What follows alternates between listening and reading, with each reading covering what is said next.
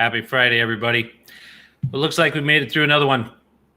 But, I don't know about your week, but mine didn't go perfectly. There were some bumps. There were some things that I need to revamp. There's some things that I need to do different. But I did make the most of it. I worked my butt off and I got through it. And that is what's important. From there, I can kick back.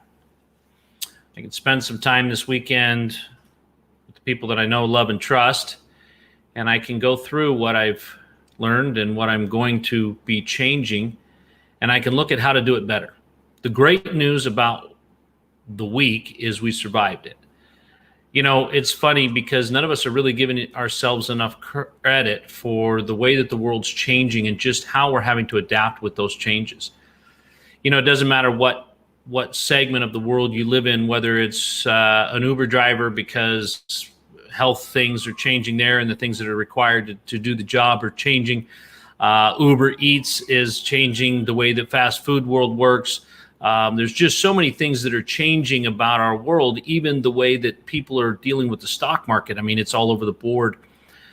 And I know that things are changing in the lending world and changing in the commercial world and changing in the retail world. And, you know, the reality is that's taxing. I know that a lot of people are saying that they're feeling more anxious at this time than any other time in history. And I know that that bothers people, and there needs to be some self-care. There needs to be some thought process behind that allows you to understand that these changes that are going on and the way that the world is dealing, the way that society is dealing with the changes in the world right now are relevant to you. They're relevant to what you're thinking. They're relevant to what's happening in your life, and they're relevant to how you're feeling. And I know that a lot of people aren't giving enough thought to the relevance of the situation and the relevance of the weight of the situation and what kind of environment it's creating. And they're just thinking it's normal when it's not a normal world. You know, I don't know when it has been a normal world in our lives, and I think that's maybe why it's called life. But at the end of the day, the reality is we made it through another week. Regardless of what happened, the assassins missed, however you want to look at it, we made it through.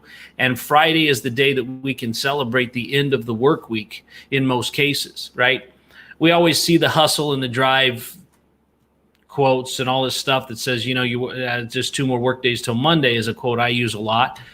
But that's not always true. You've got to have some self-care. You've got to take some time for yourself, and you've got to process what went on in the week, what you're going to change about your game plan, what you're going to bring to the party for next week, how you're going to deal with the opportunities that are in front of you in an ever-changing world.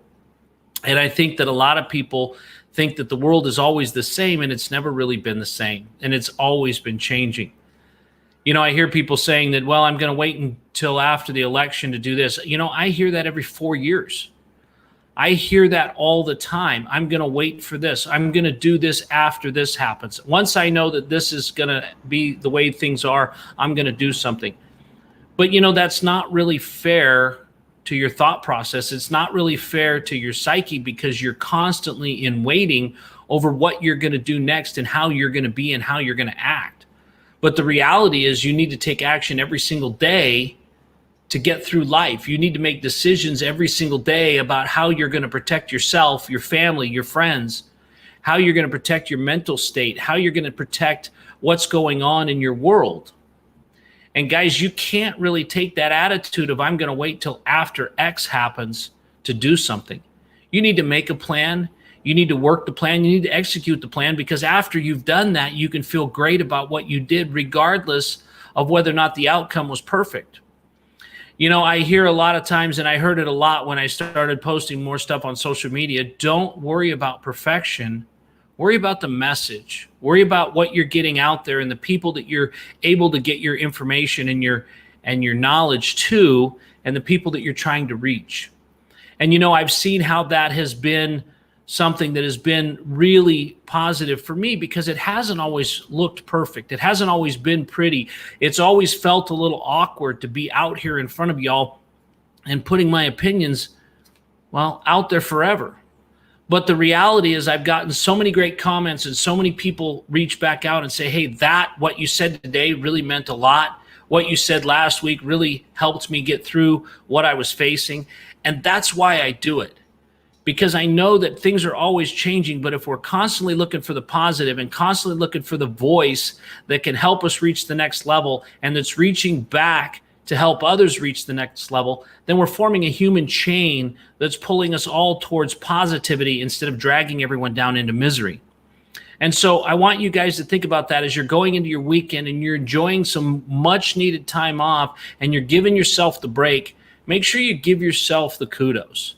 I always say this, guys, it doesn't go far enough, because a lot of you are still saying, well, I should have and I could have and I need to. But the reality is you did, and you tried, and you succeeded in so many areas, and you need to give yourself credit for that.